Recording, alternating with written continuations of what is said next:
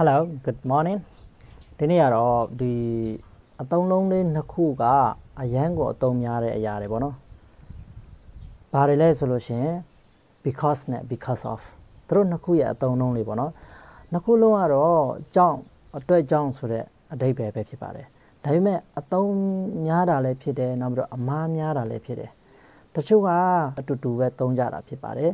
။အဲ့ဒါကြောင့်အဲ့လိုမဖြစ်ရလေအောင်အခုတေးသေးချာချာရှင်းပြချင်ပါတယ်။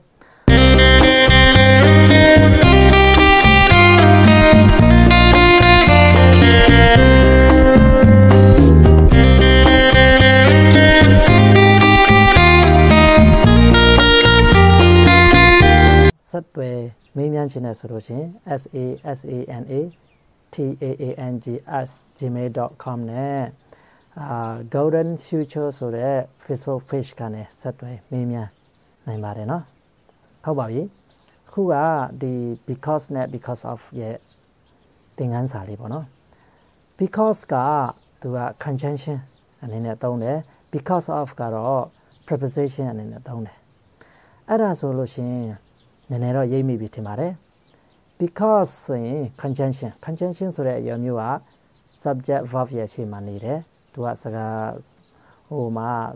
စကားဝါကျတစ်ခုနဲ့တစ်ခုသူကချိတ်ဆက်ပေးတာကိုအဲ့ဒါကို conjunction စကားဆက်လို့ခေါ်တယ် preposition ဆိုတဲ့အမျိုးကသူ့နောက်မှာ noun လိုက်ပေးရမှာနေရာသို့မဟုတ်အချိန်တစ်ခုခုလိုက်ပေးရမှာ noun ဖြစ်ရင်ပြီးတော့ပေါ့နော်ဝါကျအရှိမှာသုံးကြည့်ရအောင်ဥပမာသူများကမင်းဘာကြောင့်အင်္ဂလိပ်စာလေ့လာတယ်လဲဆိုလို့ရှင် why do you study English ဟုတ်ပြီနော်အဲ့ဒါဆိုပြန်ဖြေနေမှာဆိုလို့ရှင် I study English because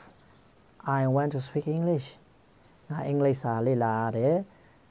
အင်္ဂလိပ်စကားပြောချင်လို့ပြောတတ်ချင်တာကြောင့်အဲ့လိုပုံစံမျိုးပေါ့နော်because လို့ထည့်သုံးရမှာဖြစ်ပါတယ် because of မသုံးရပါဘူး because of သုံးလိုက်တာနဲ့မှားသွားပါတယ်ဟုတ်ပြီနောက်တစ်ခုပြောမယ်ဆိုလို့ရှင် because I am interested in English ငါကအင်္ဂလိပ်စကားအင်္ဂလိပ်ဘာသာစကားကိုသဘောကျနှစ်သက်တယ်စိတ်ဝင်စားတယ်ပေါ့နော်နောက်ဥပမာလေးတစ်ခုထပ်ပြီးတော့ပြောအောင်မယ် because ဆိုတဲ့ဟာရ because plus sentence လိုက်မှာပေါ့နော်နောက် why are you teaching English မင်း English ဘာသာစကားကိုဘာကြောင့်သင်ပေးနေတာလဲဘာကြောင့်သင်နေတာလဲလို့ပြောမယ်ဆိုလို့ရှင် I'm teaching English because I want to share my knowledge ငါရဲ့ဘုသူတာလေးတွေကိုမျှဝေပေးချင်လို့အဲ့လိုပြောလို့ရပါတယ် Why did he fail the exam သူကဘာကြောင့်စာမေးပွဲကျခဲ့တယ်လဲ Because he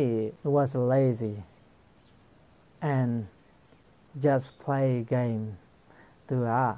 ပြင်းတယ်နောက်ပြီးတော့ game ပဲဆော့နေတယ်ဟုတ်ပြီ because of အသုံးနဲ့သုံးကြည့်မယ်ခုနပြောတဲ့အတိုင်းပဲnoun တစ်ခုခုလိုက်ရမယ်ဆိုလို့ရှိရင်ဥပမာမင်းကြောင့်ငါကအရိုက်ခံရတယ်ဆိုလို့ရှိရင် Today I am beaten because of you မင်းကြောင့်ငါကအရိုက်ခံရတယ်ငါကမင်းကြောင့်ငါအဆူခံရတယ်ဆိုလို့ရှိရင် I'm scolded because of you မင်းကြောင့်ငါအဆူခံရတယ်အဲ့လိုသုံးလို့ရပါတယ်နော်နောက်ထပ် I have an achievement now because of my good experience ငါရဲ့ကောင်းမွန်တဲ့အတွေ့အကြုံကြောင့်ငါအခုအောင်မြင်မှုရလိုက်တယ်နောက်တစ်ခုပြောကြည့်အောင်သူ့ရဲ့